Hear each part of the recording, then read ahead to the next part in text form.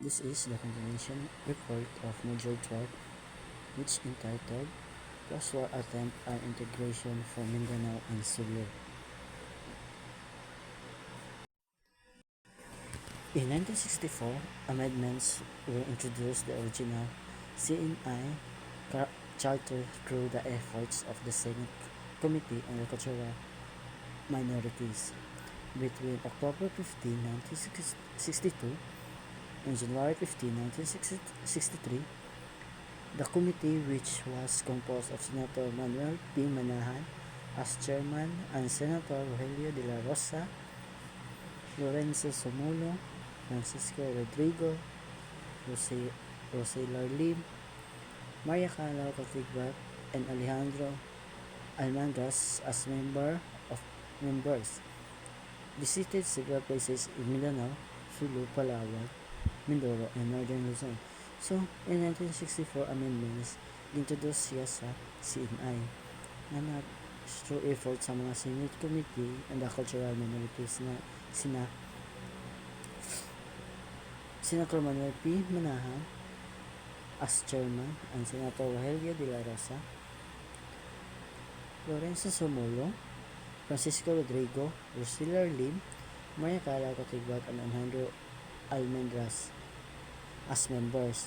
So, itong mga tao na to, sila yung nag-amends sa CNI Charter na bumisita sa iba't ibang places like Mindanao, Sulu, Palawan, Mindoro, and Northern Luzon.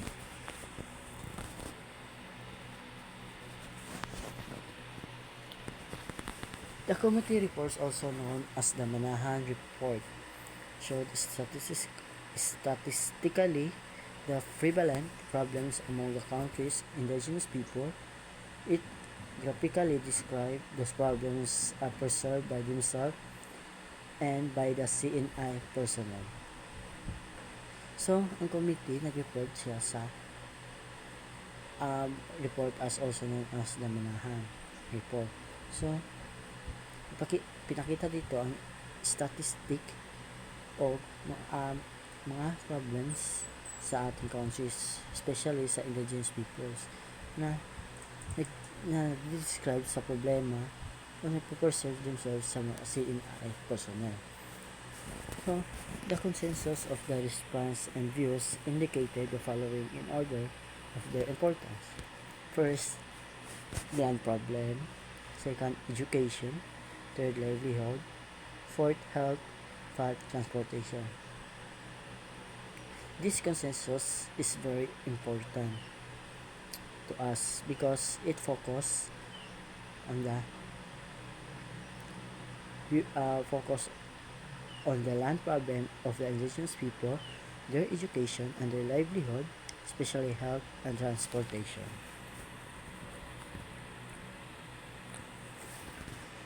The CNI had several achievements, but it was beset with problem. Two part of CNI achievement was with help about 3,000 student Muslims to attend college. Ang CNI ay naka-achieve na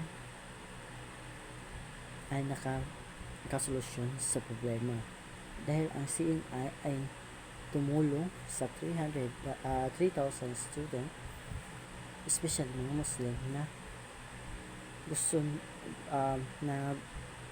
nilang mag-college. The creation of the Office of the Presidential Assistant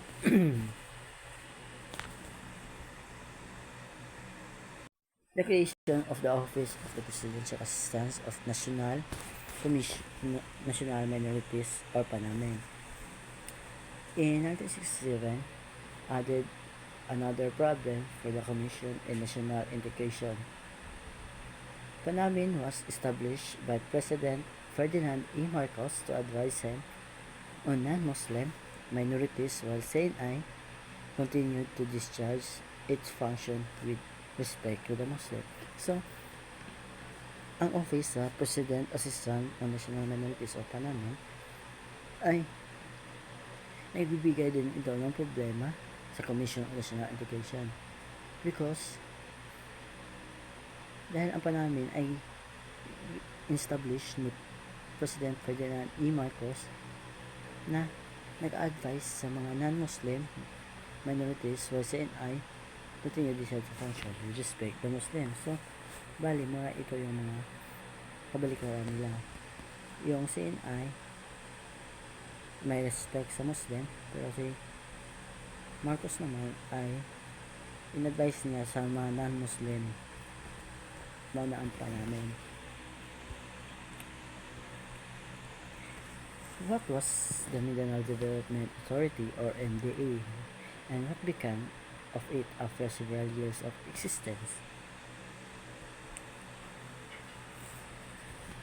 The government also created the Mindanao Development Authority as another instrumentality that was supposed to affect the economic development of Mindanao, like Republic Act 1888, which created by the CNI, and the legislation which established the Mindanao Development Authorities or MDA was also based on two bills were separately filed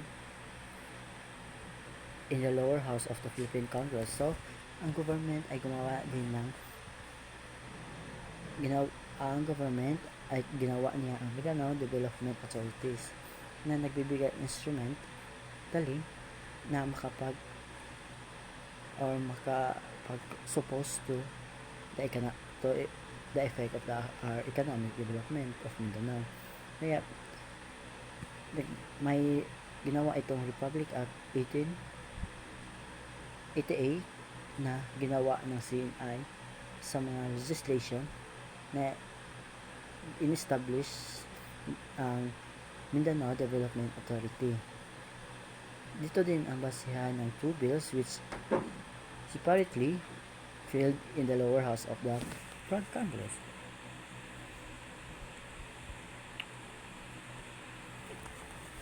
Mindanao Development Authority was also based on two bills which separately filed the lower house of the Philippines. The first bill was introduced on February 21, 1961 by the Congressman Feliciano Ocampo in the 2nd District of BSES. Next is the second bill was co-authored by 11 congressmen from municipal, regional, and it's introduced on April 6, 1961. Both bills were consolidated and signed into RA 3034 under President Carlos P. Garcia in the same year. So, ito yung dalawang bills na nagseparate sa lower house sa ating Philippine Congress. Ang una ay ang first bill ay ang inintroduce ni Feliciano Ocampo noong February 21, 1961. Then the second naman ay yung ini-introduce ng mga 11 congressman na galing sa mga municipal region noong April 6, 1961.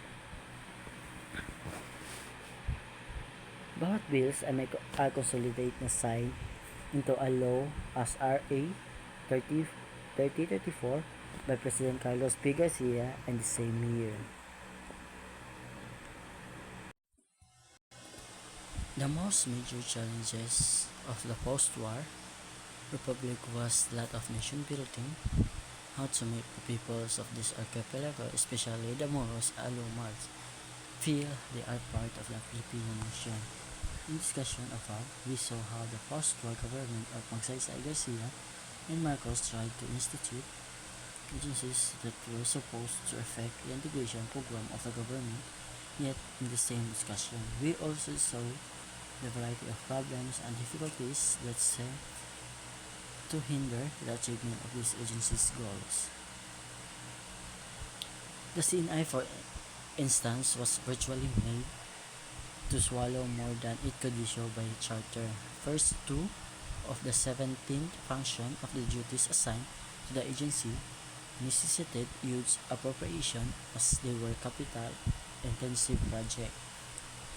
CNI annual budget of 5 million pesos, or only half of the amount was assured of release, was not even enough for its other programs. and projects for lack of funds, and the Commission thus established a public school in the region inhabited by the National Cultural Minorities Section 4 RA 188 as amended by RA 382 could not be effective implemented the statement of Antonio Isidro, the mission force president, bears witness to this all.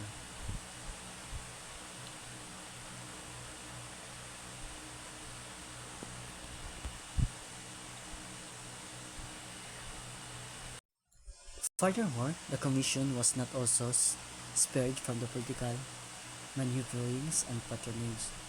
4 out of 6 commissioners came from the 3 dominant Moro groups. There were reports that a granting scholarship, one membership, and an ethno-linguistic group was given the priority over the grantee's intellectual capacity. In 1962, CNI was placed in bad light due to the expose by one of the highest-ranking officials of alleged irregularities in the disbursement of scholarship funds. The expose prompted the General Auditing Office or GAO, the examining of the records of the Commission. The report of the GAO examiners pointed at the certain CNI official treated scholarship grants like political pork barriers items while some of them conveyed the certain private schools, which made a killing by receiving from the Commission tuition fee payments for non-existing scholars. Even the establishment of the Office of the President Assistant for National Minorities or PANAMI in 1967 did not save the day for CNI. PANAMI was actually won.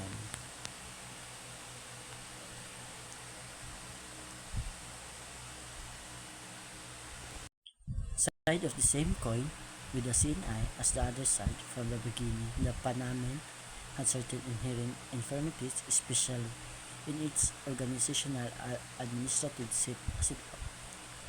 The absence of sufficient control, check and balance mechanism on the magnitude and utilization of its resources resulted in such anomalies as bloated payroll and rechanneling of funds for purposes other than those mandated for PANAMI.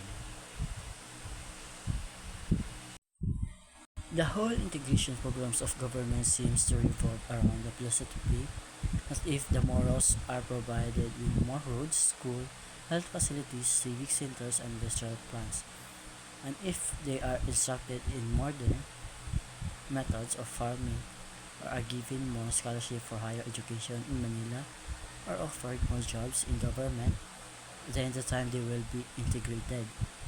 That is, they will resemble the Christian Filipinos Moros do not fact want many of these things, hence the cooperation of some with CNI, but their fears this philosophy of assimilation, reflecting a basic contempt for the religious, cultural, and historical factors upon which they anchor their psychological and society. And that's all. Thank you.